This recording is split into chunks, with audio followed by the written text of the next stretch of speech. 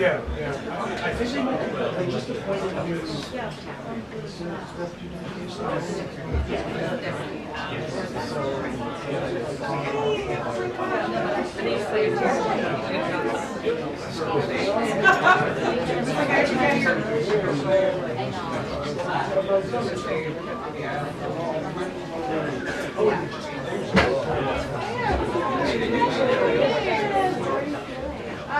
I guess. We're always on this one. Wait, how long? Around that time is when I started eating like everyone. It's cold? Oh. You saw me back. Air conditioning.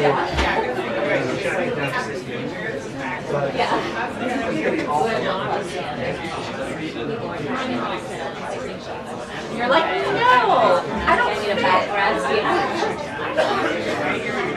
Yeah. Were you trying with a provider? Is that really? Other than that's it. It was adorable. I know. I got started.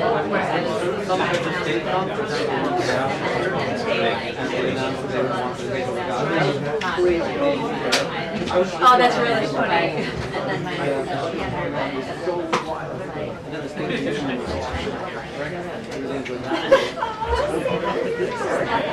yeah,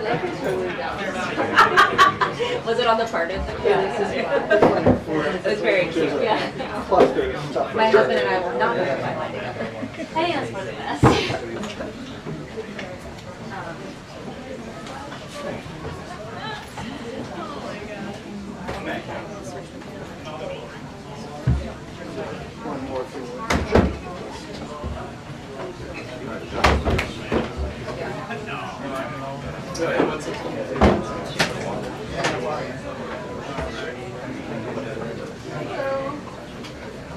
Yeah, were you going to sit in there? I am not. Yeah, I do.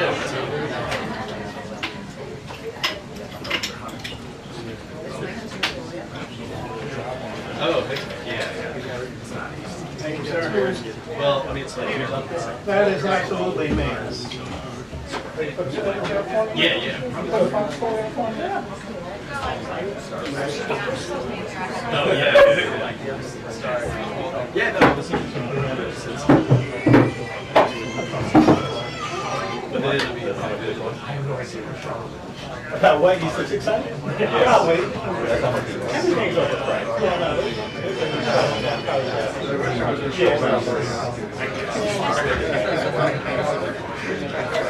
Yeah, exactly. By the end of it, it's like.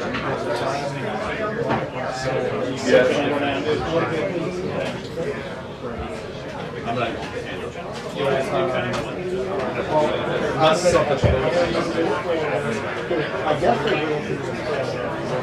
Yeah, exactly.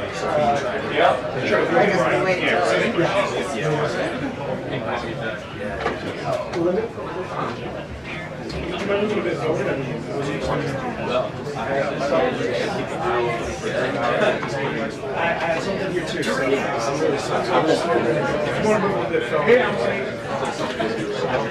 I mean, I know, but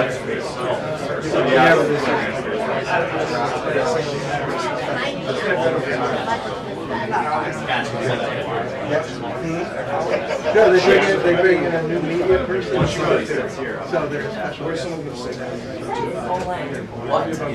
How are you? yeah.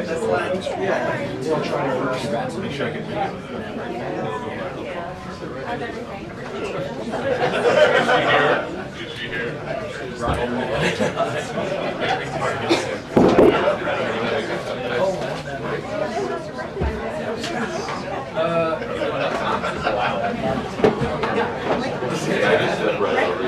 May release position. Thank you. Hello.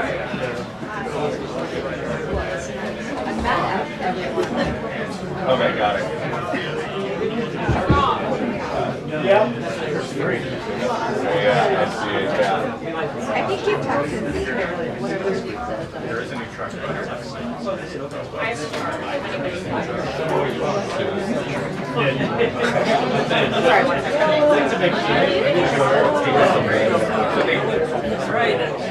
There was only a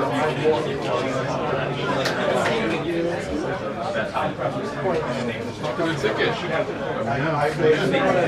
are you?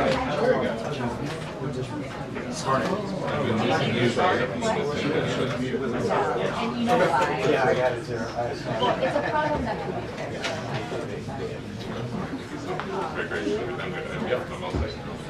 No, I'm not saying that.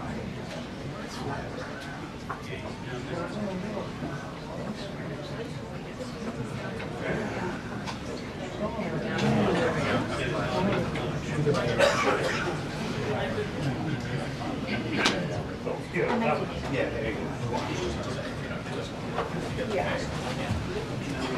Oh, sure.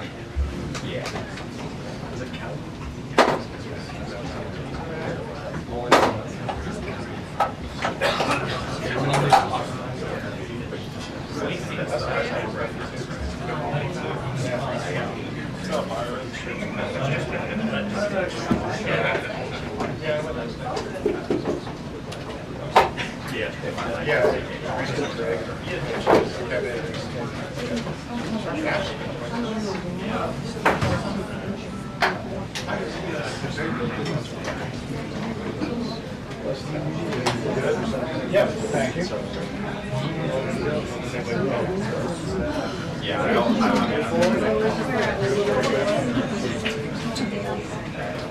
Exactly.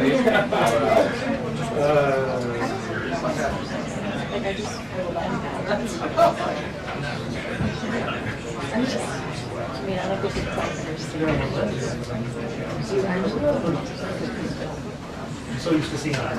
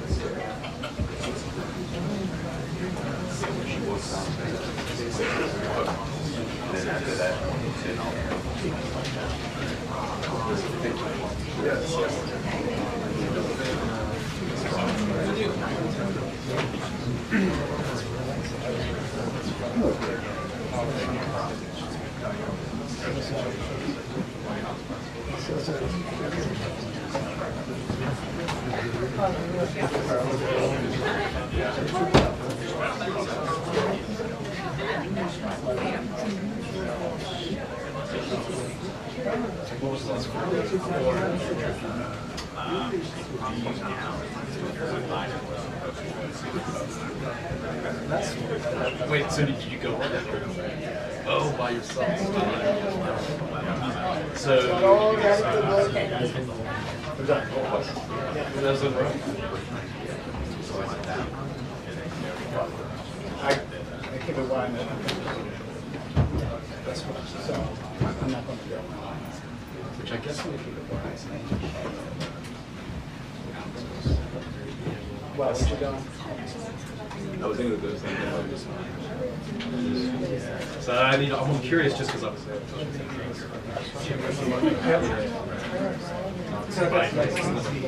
Yeah.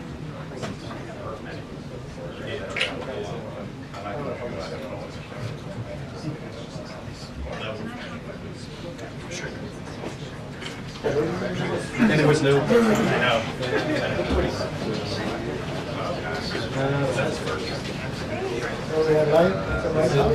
That's yeah, so it was like not on ice sticks. Yeah.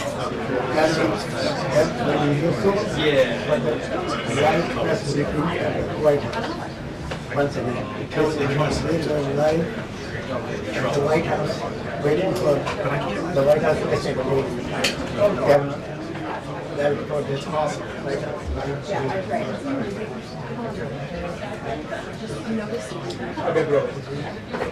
Basically said, John said he cannot consider that an emergency. And so we expect to hear the next steps about that. But just as we were coming to air, this is going to sound repetitive, but it's not. It just keeps happening. another federal judge here in Washington, D.C. struck down, or at least blocked, some of the executive orders related to tariffs and China that President Trump signed around Liberation Day. And so now those are on hold too. So if you're keeping score at home, basically everything that they've been trying to do here has been determined by various federal judges throughout the country to be illegal in some way. And so they are really making the White House counsel's office earn their paychecks the last couple of weeks. We hope to hear what is next for these tariffs that are now the centerpiece of President Trump's economic agenda, if the tariffs might not be legal and if they wind up going away. How does that affect negotiations? Karoline Leavitt should tell us in a couple minutes. Also, what's next for Doge? We learned last night, once everybody got home, that Elon Musk was beginning the process of offboarding. So he's not around anymore. We heard him complaining about the big, beautiful bill because he didn't think that bills could be big or beautiful, kind of as something that he did not think was consistent with Doge cuts. But at least as far as we know, kind of an Irish goodbye for Elon Musk. He was one of the most visible faces of the administration to date, from January 20th until now, but it seems like he has gone out without a big send-off. Josh?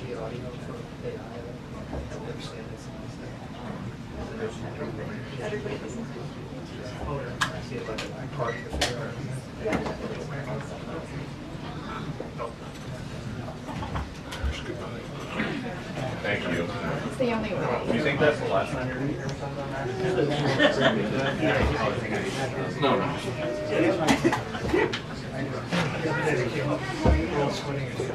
10 minutes.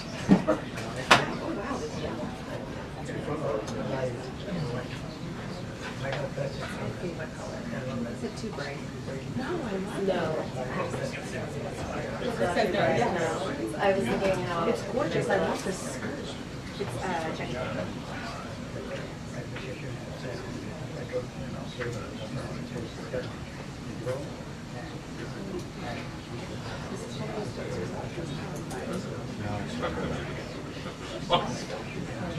It looks fun.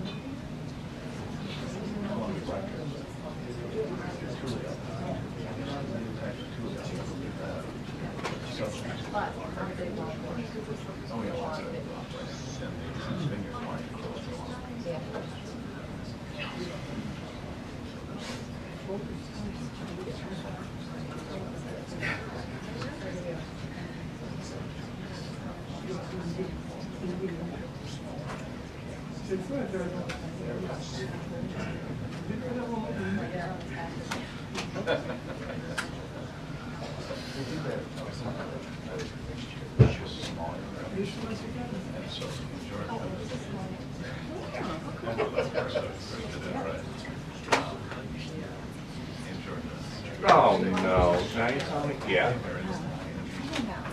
I mean, New Jersey. I'll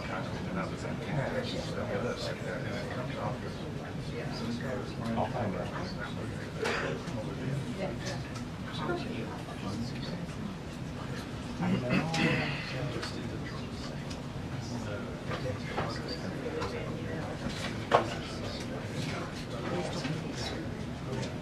Oh, well, too late for that. That's fine. I mean,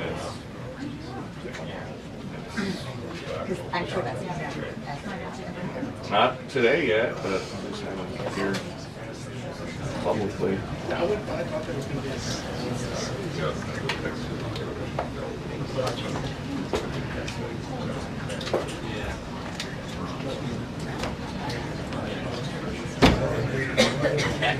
Just not that interesting.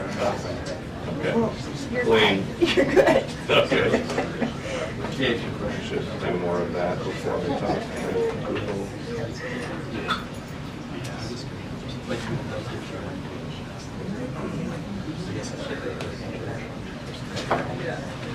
Yeah, that's all I did. I couldn't just lose my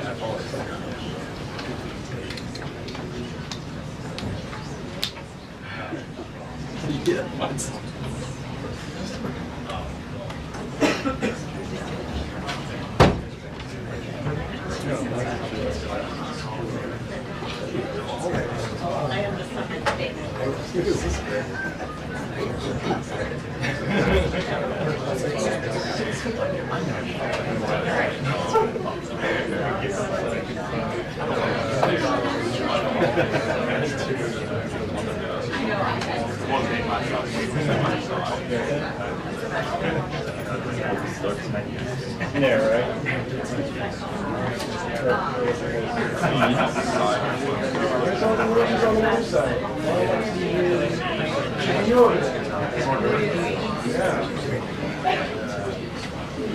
You go colonize it.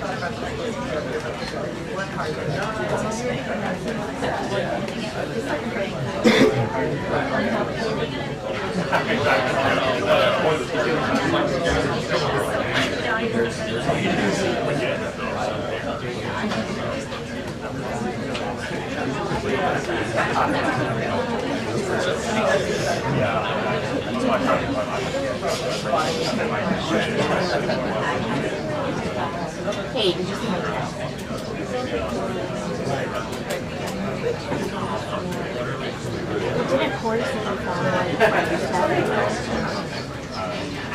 Oh, the same one? Oh,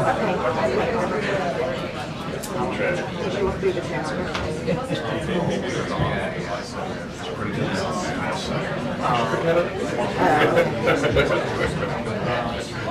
Biden folks go Yeah, sometimes this is actually relatively. Which one? It's a little fewer. I mean, I don't know. Part of it's Trump's nature. Maybe they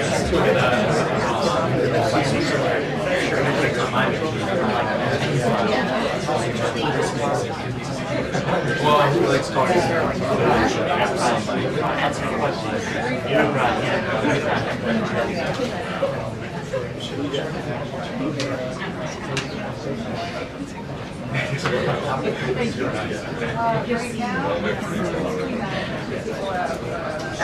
So I just for the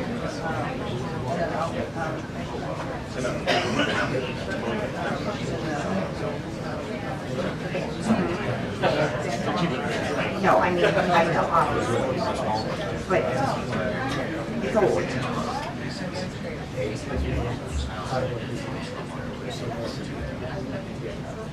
Okay.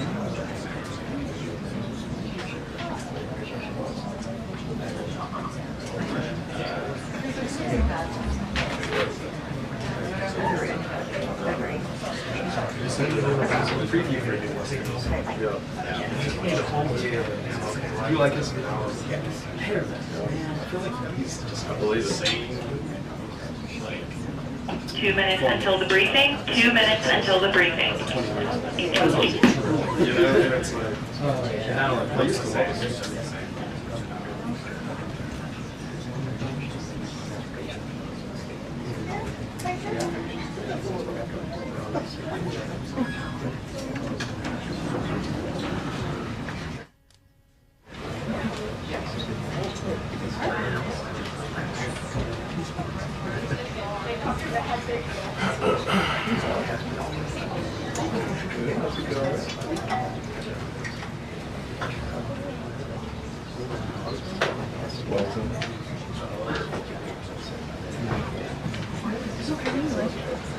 Great.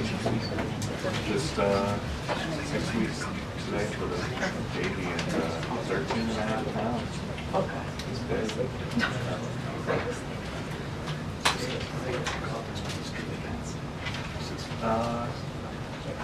Well, I can't really say that my so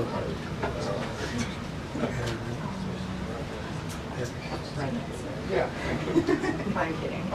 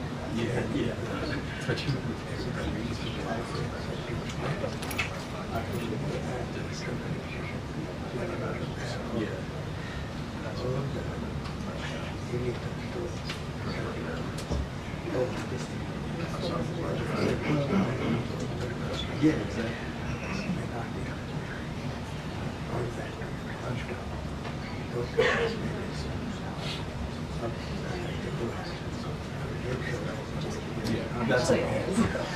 That's my own. But just time.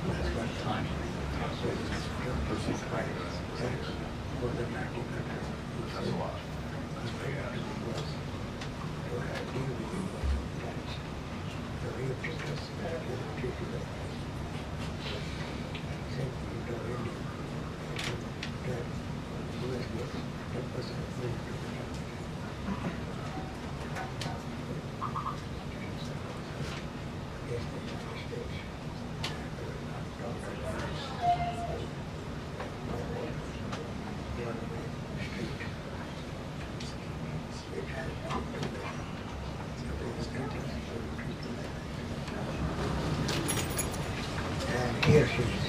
Hello, everybody.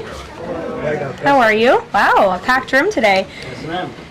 Last night, the Trump administration faced another example of judicial overreach. Using his full and proper legal authority, President Trump imposed universal tariffs and reciprocal tariffs on Liberation Day to address the extraordinary threat to our national security and economy posed by large and persistent annual U.S. goods trade deficits. The United States has run a trade deficit of goods every year since 1975. In 2024, our trade deficit in goods exceeded $1 trillion. Everybody agrees this is unacceptable. President Trump is delivering on his promise to fix this problem, and he has taken a long overdue and much needed bold stance for American workers after decades of our manufacturing base being hollowed out. The president's rationale for imposing these powerful tariffs was legally sound and grounded in common sense. President Trump correctly believes that America cannot function safely long-term if we are unable to scale advanced domestic manufacturing capacity, have our own secure critical supply chains, and our defense industrial base is dependent on foreign adversaries. 3 judges of the U.S. Court of International Trade disagreed and brazenly abused their judicial power to usurp the authority of President Trump to stop him from carrying out the mandate that the American people gave him. These judges failed to acknowledge that the President of the United States has core foreign affairs powers and authority given to him by Congress to protect the United States economy and national security.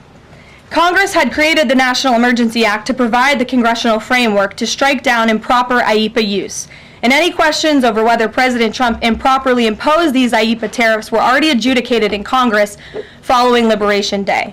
Congress firmly rejected an effort led by Senator Rand Paul and Democrats to terminate the president's reciprocal tariffs. The courts should have no role here.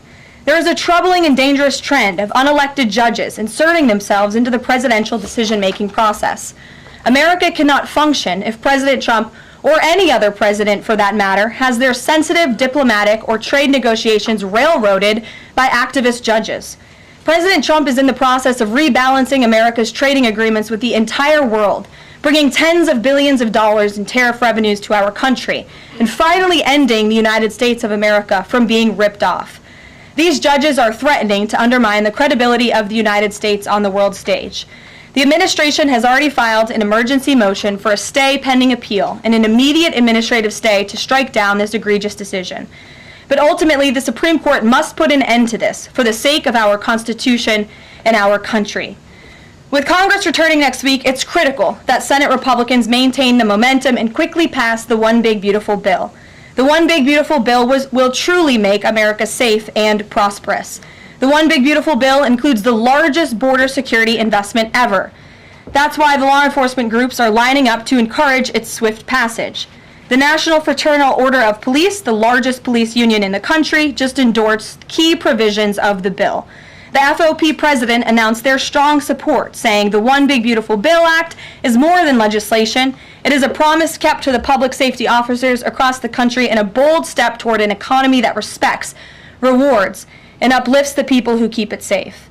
And the National Border Patrol Council, which represents nearly 20,000 Border Patrol agents, hailed the legislation as well. The group's president said this legislation provides a once-in-a-generation investment in the border security of our great country and will make America safer. The One Big Beautiful Bill will guarantee we can permanently have the safest, strongest, and most secure immigration system in American history. I also want to take the opportunity to debunk some false claims that have been circulating in the press about this bill. The blatantly wrong claim that the One Big Beautiful Bill increases the deficit is based on the Congressional Budget Office and other scorekeepers who use shoddy assumptions and have historically been terrible at forecasting across Democrat and Republican administrations alike. For example, just before Congress enacted the original Trump tax cuts at the end of 2017, the same CBO projected that growth would average a mere 1.9% over the next 10 years. However, by 2019, actual growth had surged to 3.4% once the Trump tax cuts went into effect, exceeding the CBO forecast by nearly 2 full percentage points. The CBO's latest forecast makes the same anemic growth assumptions as they did in 2017, missing the impact of the One Big Beautiful Bill. The CBO assumes long-term GDP growth of an anemic 1.8%, and that is absurd. The American economy is going to boom like never before after the One Big Beautiful Bill is passed. The largest middle-class tax cut in history, massive deregulation, and the most aggressive domestic energy exploration ever will fuel small businesses, further boost private investment, increase workers' wages, and supercharge economic growth. The Council of Economic Advisors has factored in the effects of all these pro-growth policies and estimated in their own analysis that growth will average 3% in the long run after the One Big Beautiful Bill is passed, which is nearly double the ridiculous CBO projection. This higher growth would result in $4.1 trillion in additional revenue over the next 10 years. Between the common sense spending reforms contained in the One Big Beautiful Bill and the robust economic growth that will be generated as a result of it, there will be no increase to the deficit. The same analysis from the CEA shows just how this historic package will unleash prosperity and ignite a blue-collar boom across America. But if the radical Democrats get their way and the One Big Beautiful Bill does not pass, Americans will face a whopping $4 trillion tax hike. This is unacceptable to President Trump. President Trump will not allow Democrats to massively raise Americans' taxes. Senate Republicans must get this bill passed. Failure is not an option. The American people are counting on Republicans to deliver. In other news, despite all the doom casting from the media, Americans are growing more and more optimistic about the economy under this president. Consumer confidence surged in May with the biggest monthly jump in 4 years, smashing expectations. According to the release from the Consumer Confidence Index, the increase in confidence was broad-based across all age groups, income groups, and political affiliations. Our country is clearly heading in the right direction under President Trump's bold leadership. For the first time in history of Rasmussen polling, a majority of Americans believe the country is on the right track.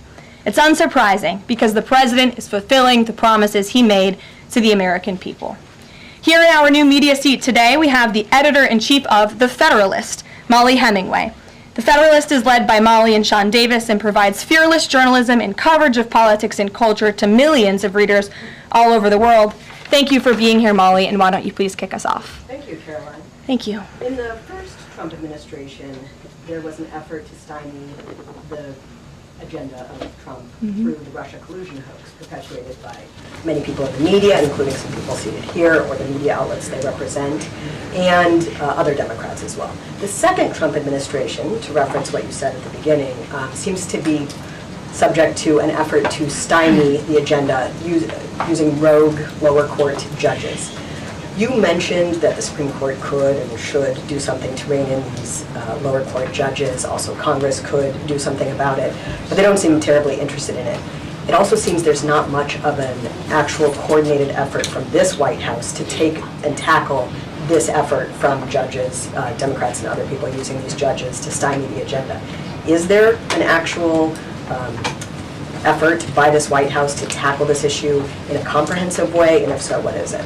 There is an effort by this administration to tackle these rogue judges and the injunctions and the blockades that we have faced in our broken judicial system in every case. I mean, we have seen time and time again these lower district court judges ruling against this administration and the president's basic executive authority and powers.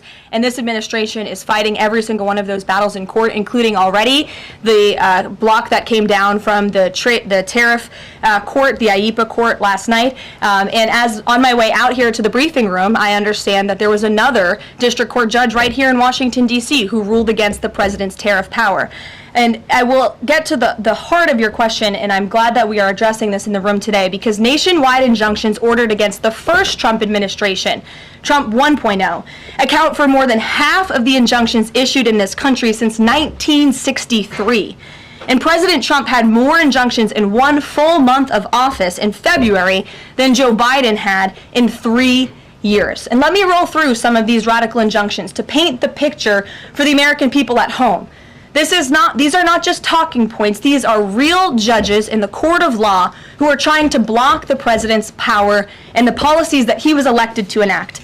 For example, a court ordered the Trump administration to return already deported terrorist aliens back to the United States. A court has ruled the Trump administration can't even temporarily pause our refugee programs.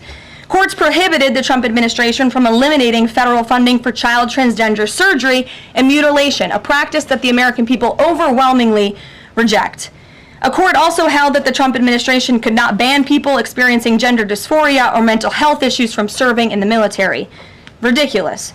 Courts prohibited the removal of transgender women from women's prisons despite potential physical harm to real women in those prisons, biological women. A Northern District of California judge issued an absurd ruling that the president cannot fire people within the executive branch without Congress passing a bill, even though Congress has expressly authorized the president through the Office of Personnel Management to authorize reductions in force across agencies. A court also ordered the Trump administration to rehire thousands of already fired employees in several cases. A federal judge blocked the Trump administration from defunding the Department of Education, another signature campaign promise that this president has the power to implement. Courts ordered the Trump administration could not eliminate funding for illegal DEI programs, hence the word illegal. These are illegal programs to begin with, and now the courts are trying to say this president can't roll them back. And a district court judge prohibited the president from issuing any categorical funding freezes. And then another court ordered on top of that the administration makes $2 billion of payments in 36 hours. These are just a few of the ridiculous orders that we have seen from lower district court judges every day, and we hope that the Supreme Court will weigh in and rein them in. But White House advisor Stephen Miller says it's judicial tyranny. Some people are calling it a judicial coup. You're saying you're responding to each and every one of these actions, efforts by these judges to delay or thwart the implementation of the agenda. But is there going to be anything more than that, or is it just going to let this operation continue, even though it could delay everything for years until the presidency is over? The administration is operating under the directive given to from the president that we need to comply with the court's orders. He's made that very clear, but we're going to fight them in court, and we're going to win on the merits of these cases because we know we are acting within the president's legal and executive authorities. And thanks for being here. Gabe. Thank you, Caroline. Question on tariffs, but first actually some foreign policy news, some breaking news. Some local Israeli media is reporting that Prime Minister Netanyahu told hostage families that he's accepted a 60-day truce offer. So can you confirm, have Israel and Hamas agreed to a truce? I can confirm that Special Envoy Witkoff and the president submitted a ceasefire proposal to Hamas that Israel backed and supported. Israel signed off on this proposal before it was sent to Hamas. I can also confirm that those discussions are continuing, and we hope that a ceasefire in Gaza will take place so we can return all of the hostages home, and that's been a priority from this administration from the beginning. I won't comment further as we are in the midst of this right now. So to be clear, you don't know if Hamas has accepted it yet? Not to my knowledge, but certainly if that becomes the case and this ceasefire goes into effect, you'll hear it directly from myself, the president, or Special Envoy Witkoff. On tariffs, Kevin Hassett earlier this morning, he brushed off a legal ruling and called it a hiccup, and he said that trade deal negotiations would continue. Why would other countries continue these trade deal negotiations given the ruling? Because other countries around the world have faith in the negotiator-in-chief, President Donald J. Trump. And they also probably see how ridiculous this ruling is, and they understand that the administration is going to win, and we intend to win. We already filed an emergency appeal. We expect to fight this battle all the way to the Supreme Court. These other countries should also know, and they do know, that the president reserves other tariff authorities, Section 232, for example, to ensure that America's interests are being restored around the world. But I can confirm that our ambassador for trade, Jamison Greer, already heard from countries around the world this morning who said they intend to continue with these negotiations. Peter. Thank you, Caroline. So many of the president's plans right now are being blocked by courts. If the courts are going to be the ones who are shaping policy, does the president wish he would have just become a judge instead? I think the president would take this job over being a judge, and certainly the president is acting within his authority. He wishes judges would do the same. But so the courts are basically telling you guys they think that the White House's policies, the president's policies, are in some way against the law. So why can't President Trump ask the Republicans that control the House and the Republicans that control the Senate just to make a new law? Well, these laws have already been granted to the president by the Constitution and by laws that have been previously passed. I'll give you another example. For instance, we've been blocked in court for the revocation of visas from individuals who have the privilege of studying in the United States of America. Secretary of State Rubio has simply used his authority to revoke those visas, to revoke that privilege, and we've seen the courts try to block that. So if these judges want to be the Secretary of State or they want to be the president, they can run for office themselves. It should be the other way around. But all of the actions the president has taken rely on legal authorities that have already been granted to him by our nation's existing laws. And on a different topic, there are some folks in President Biden's inner circle, who are now in talks with Republicans in Congress to give interviews about how they may have handled President Biden's decline. Is the president satisfied with aides only sitting for these transcribed interviews, or would he also like to see some kind of testimony from the former First Lady, Dr. Biden? I think, frankly, the former First Lady should certainly speak up about what she saw in regards to her husband and when she saw it and what she knew. Because I think anybody looking, again, at the videos and photo evidence of Joe Biden with your own eyes and a little bit of common sense can see this was a clear cover-up. And Jill Biden was certainly complicit in that cover-up. There's documentation, video evidence of her clearly shielding her husband away from the cameras. They were just on The View last week. She was saying everything is fine. She's still lying to the American people. She still thinks the American public are so stupid that they're going to believe her lies. And frankly, it's insulting, and she needs to answer for it. Ouija. Thank you, Caroline. President Trump was asked what he thought about Elon Musk's claim that the big, beautiful bill increases the budget deficit and undermines the work of Doge. And the president didn't actually comment on those remarks. He just talked about the need to support the bill. So what does the president think about what Elon Musk said? Well, the president is very proud of the one big beautiful bill, and he wants to see it pass. He wants the Senate to get to work on it and send it to his desk as quickly as possible. Of course, as you know, Elon Musk announced last night his departure as an official special government employee from the Trump administration. We thank him for his service. We thank him for getting Doge off of the ground, and the efforts to cut waste, fraud, and abuse will continue. So he doesn't have any comment about Musk saying it adds to the deficit and it undermines all his work? The president commented on this. I commented on it. I told you that this bill saves $1.6 trillion according to the Council of Economic Advisors and the analyses that the president believes in. So he gave a comment. I gave a comment. Just because you don't like that comment doesn't mean it's not a comment. Rachel. Thanks, Caroline. Back on trade, I know you said the White House is going to fight this ruling in court. Is the administration actively reviewing other avenues, other options to carry out the president's trade policy? The president's trade policy will continue. We will comply with the court orders, but yes, the president has other legal authorities where he can implement tariffs. However, it does not dispute the fact that the president was right to declare a national emergency when it came to fentanyl and when it came to our crippling deficits and the lack of critical supply chains here at home. That is the reasoning for the president's tariffs. And the court didn't dispute those facts, by the way. And there have been other courts that have reaffirmed the president's position. In fact, a ruling in federal court earlier this month shows that the administration is in the right, said we will win on appeal. A federal district judge in Florida ruled that IEEPA, in fact, does grant the president the authority to unilaterally impose tariffs. And 20 years ago, I will add, they are not a court, the New York Times editorial board responded to the January 2005 trade deficit of $58.3 billion by writing an editorial entitled Dangerous Deficits. And since then, our trade deficit has more than doubled. The U.S. trade deficit in January totaled a whopping $131.4 billion. So people on both sides of the aisle, pundits, lawyers, legal scholars, politicians have all agreed that it is a national emergency, our trade deficits and our lack of critical supply chains here at home. It's just President Trump was the first president to actually act on it to restore that wealth and that prosperity to the United States of America. And it's very unfortunate that the courts are now blocking his attempts to do that. Has the administration then reached the point where you are actually asking your economic advisors to start reviewing other avenues to implement the president's trade policy, or do you want to just see this legal process take place for now? We can walk and chew gum at the same time. We are doing both. Josh. The Fed says the president met with the Fed chair earlier today. I'm wondering if you can give us any readout of that meeting. The Fed also says that they discussed the economy. I imagine the president might have shared views on rates as well, but what can you share with us? I can share with you that we saw, the president and I both saw the statement that the Fed put out after the meeting. That statement is correct. However, the president did say that he believes the Fed chair is making a mistake by not lowering interest rates, which is putting us at an economic disadvantage to China and other countries. And the president's been very vocal about that, both publicly and now I can reveal privately as well. Did he speak at all about his plans for that position, but whether he would seek to move Jay Powell out of that position or keep him in until his term ends? No. Okay. Very quickly on the tariff question, you mentioned Section 232 earlier.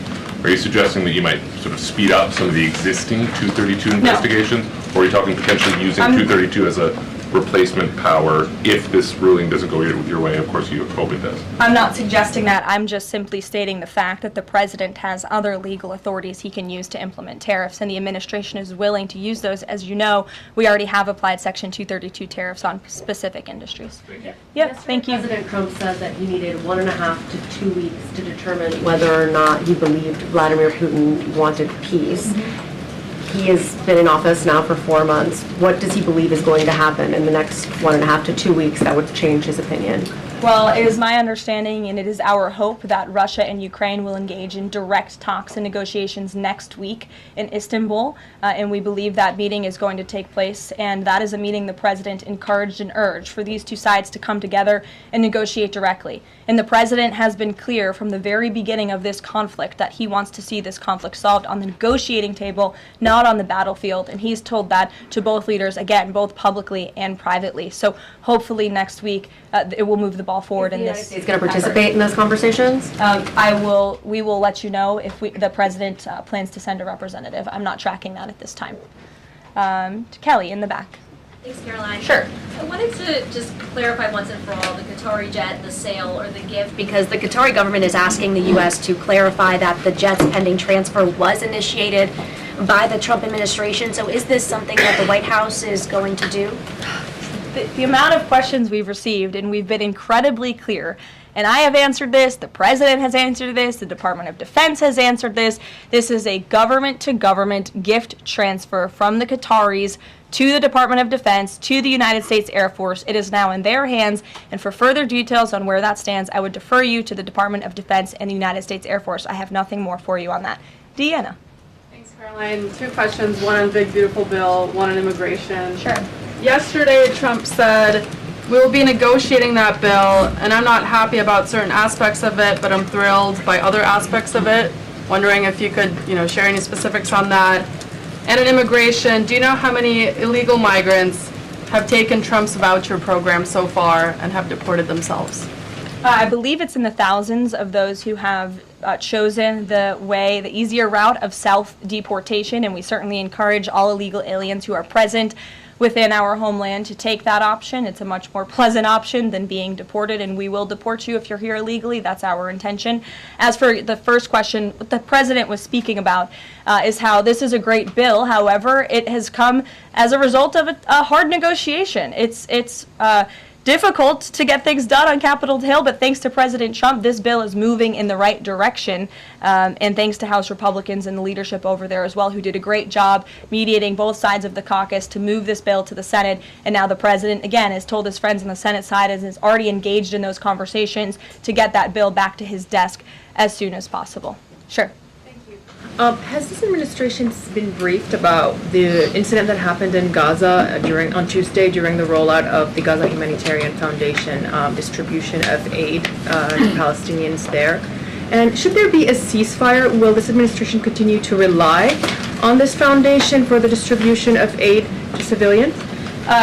Are you referring, what incident are you referring to? Tuesday, when the aid was rolled out to Gaza for the first time in many months, and meals and food was given to hungry people, thanks to President Trump. Yes, we were briefed on that plan. The president was the reason that aid went into Gaza, and he got the Israelis to support that plan. And I would add that the previous administration rejected such a plan to ensure that these starving and devastated people in the Gaza Strip were given humanitarian aid and assistance. And it was the previous administration that tried to build this pier, if you all remember it. It was brought to my attention this morning, and I thought that's a good point. Why don't I bring that up? Because there's been so much criticism. In fact, it was on the front page of a newspaper this morning about the criticism for this president having a humanitarian heart and giving people badly needed food and supplies.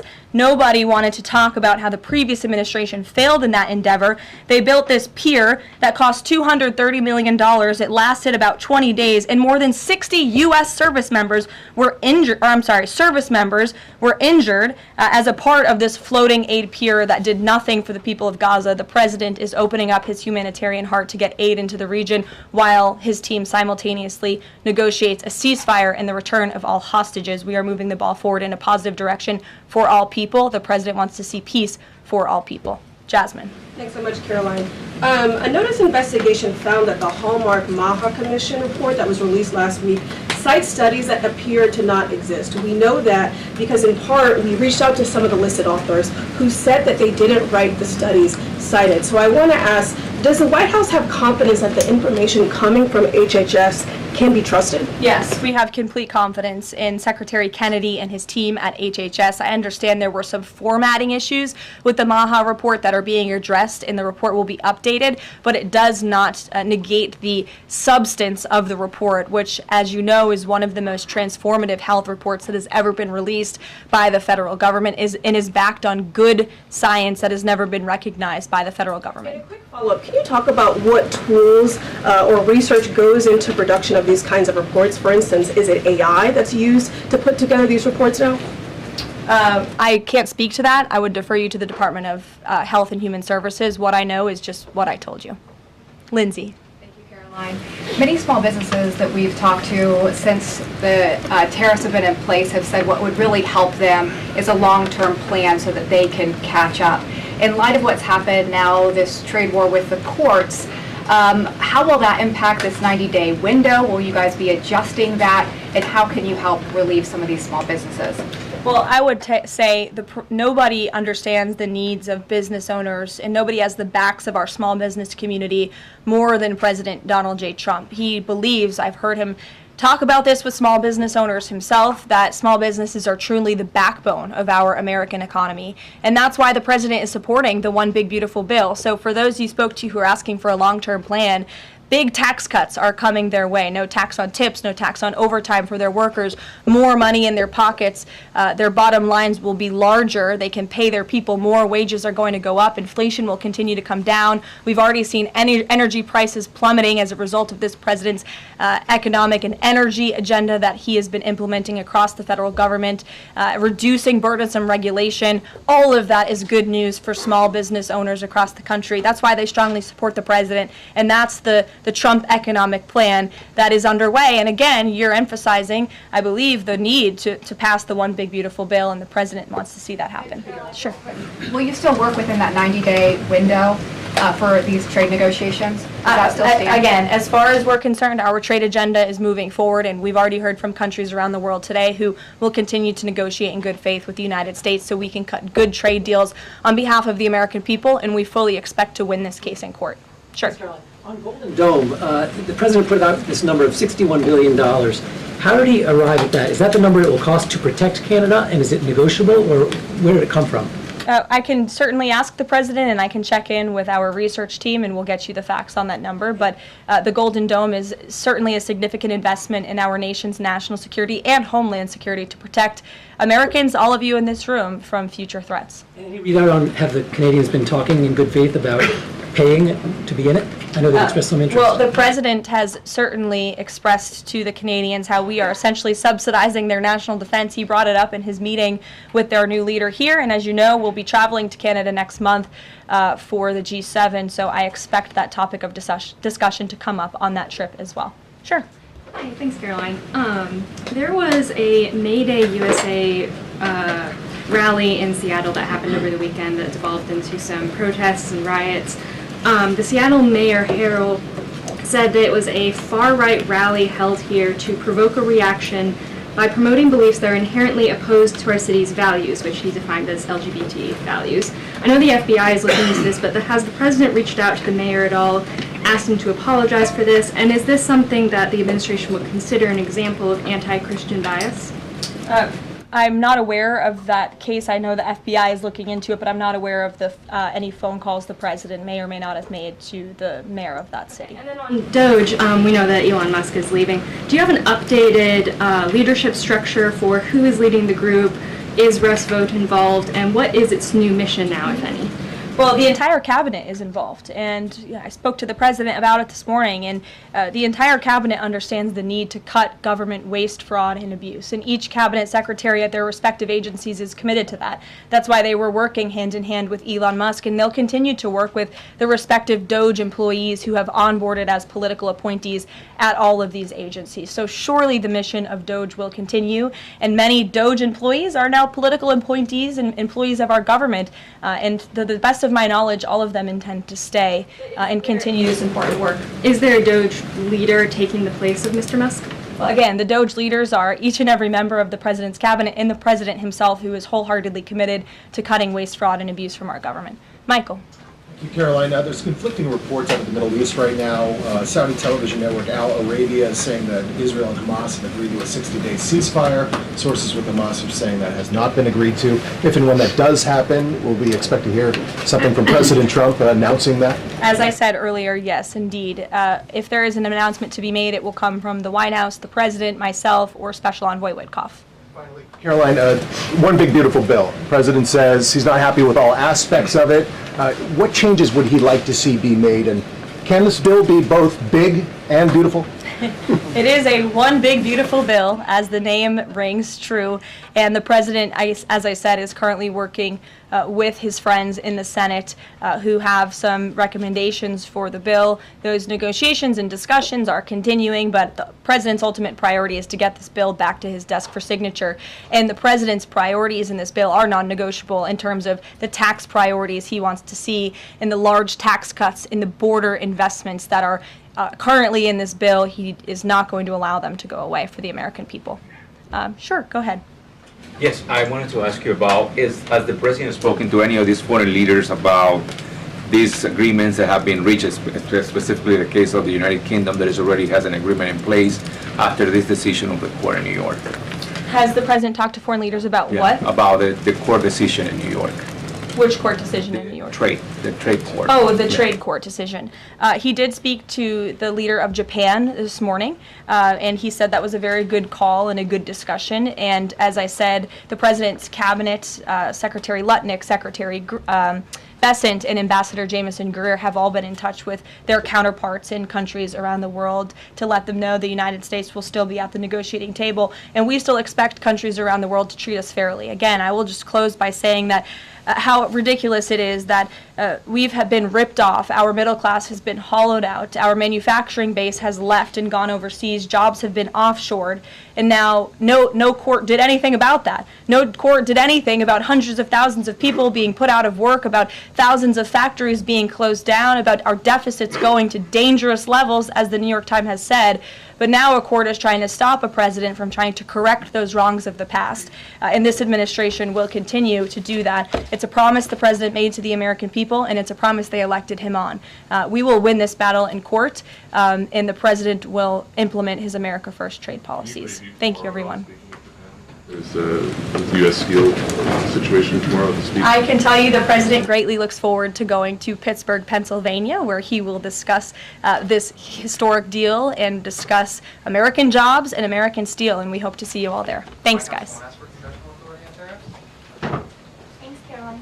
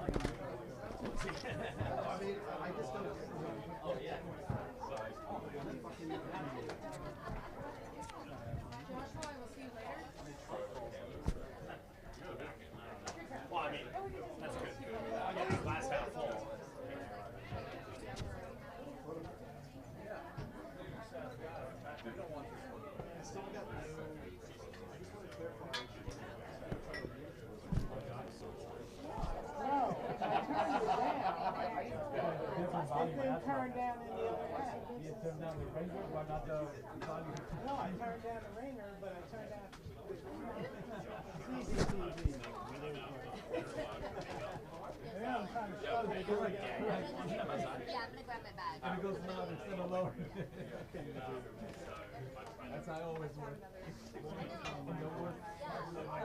Sometimes I'm scrambling.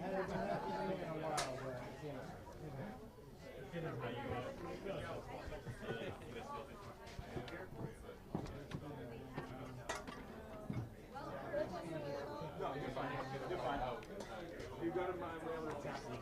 See you guys. See you. See ya.